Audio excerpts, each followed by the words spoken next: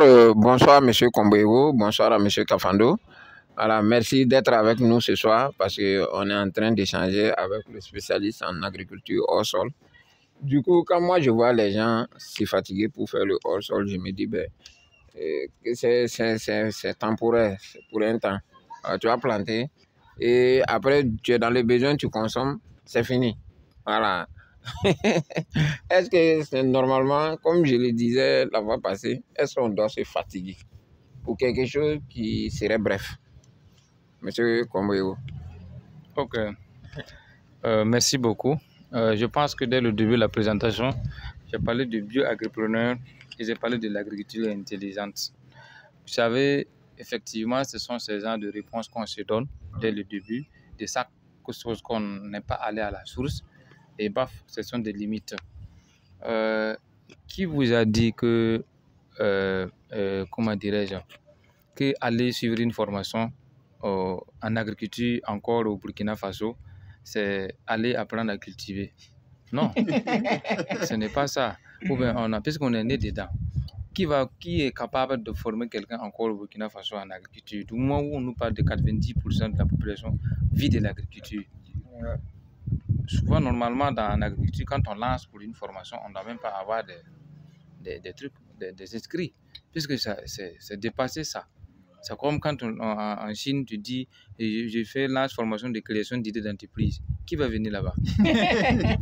Toi, tu veux créer quoi encore? Les gens sont là, même les têtes veulent s'exploser avec des idées d'entreprise. Toi, tu es là encore, formation d'idées d'entreprise. Donc, ça devait être comme ça dans le volet agriculture. Mais la formation, quand on parle aussi d'une formation, c'est quoi? C'est vraiment pour comprendre ce qui ne peut pas être compris facilement. Donc, quand vous parlez de qu'il y a certaines spéculations, est-ce que c'est la peine de faire le hors-sol parce que tout de suite maintenant c'est fini? Oui, exactement. Si tu prends l'information comme ça et puis tu te lances, c'est clair que ça va finir parce que tu vas passer ton temps et venir mettre tomate, entretenir la tomate jusqu'à la récolter. Et après, il faut encore mettre de la tomate pour le récolter. Mais c'est compliqué. Mais pendant que tu as semé pour récolter là, tu manges ce qui? Où et comment? Donc, c'est ce qu'on appelle la planification agricole. Okay. Mais maintenant, je ne sais pas, M. Kavando, ok, voilà, la planification agricole. Comment est-ce qu'on peut planifier quand tu parles de planification, puisque ça ne dépend pas de nous. Voilà, c'est la plante, elle va produire d'elle-même. Nous, on peut planifier quoi dedans? Ok, merci beaucoup. Je pense que dans tous les sens, même si on parle de la planification des naissances et que ça marche, c'est que c'est pour avoir des espacements de repos. Ici, nous allons planifier pour qu'il y ait permanemment. Ah, ok. C'est ça, la planification. Chez nous, la planification, ce n'est pas pour qu'il y ait des espaces, mais c'est pour qu'il y ait permanemment. Ça veut dire quoi? Cette planification vient d'abord de la connaissance des cycles des plantes, vient d'abord de la connaissance de chaque plante. Quel est son mode de développement? Il y a des plantes qui développent, le besoin c'est feuillage. Il y a des plantes, le besoin c'est le fruit. Mais maintenant, il y a des plantes qui ont des courts cycles, il y a des courts longs cycles, comme il y a des plantes qui ont des cycles courts. Et c'est par ça qu'on fait la planification dans l'année. Je veux telle plante à quelle période? C'est comme on aime le dire, nous en agriculture hors sol, nous communiquons avec nos plantes. Tomate, je veux te manger le 1er avril. Et effectivement, le 1er avril, je te mange. Tomate, j'ai besoin qu'un pied me donne 4 kg. Et puis, il te donne ça. Ça veut dire quoi? Tout est paramétré et correctement. C'est ça qu'il te donne. Je prends un exemple. Dans un espace,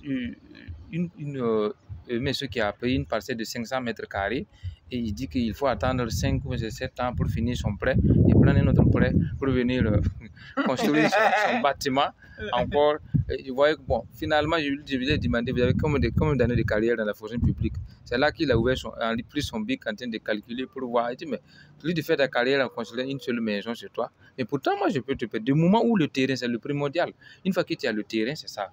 Donc, il y a une liaison. Je vais expliquer cette liaison avec le quoi. Et là, automatiquement, je lui ai dit, OK, nous prenons 150 mètres carrés dans la cour pour produire hors sol.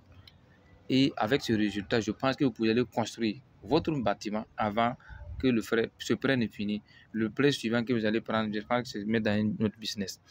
Et dès le début, on avait un peu de débat avec la famille et on a commencé.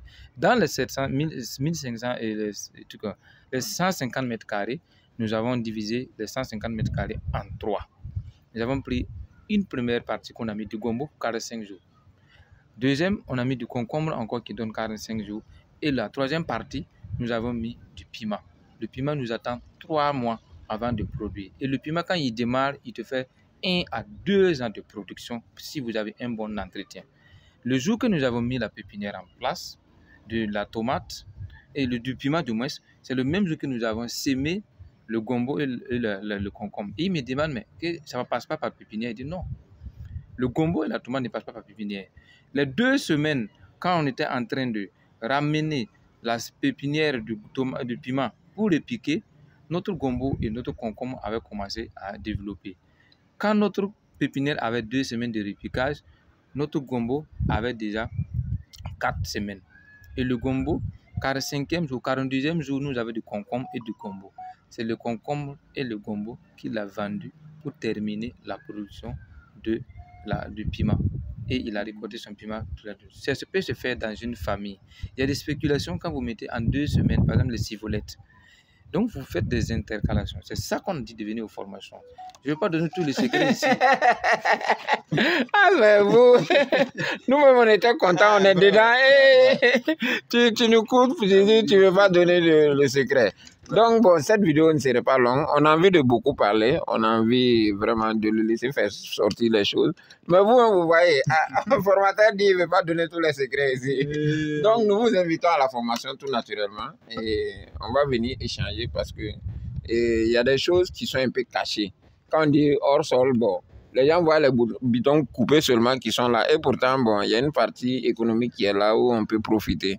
Mais en comment on peut profiter, voilà, quels sont les petits secrets qui sont dedans, ben, nous vous invitons à participer à la formation tout naturellement et contacter la secrétaire, voilà, et payer vos frais de formation tout naturellement. Et je suis sûr que ce serait bien entre nous. Merci, excellente suite à vous tous. Merci.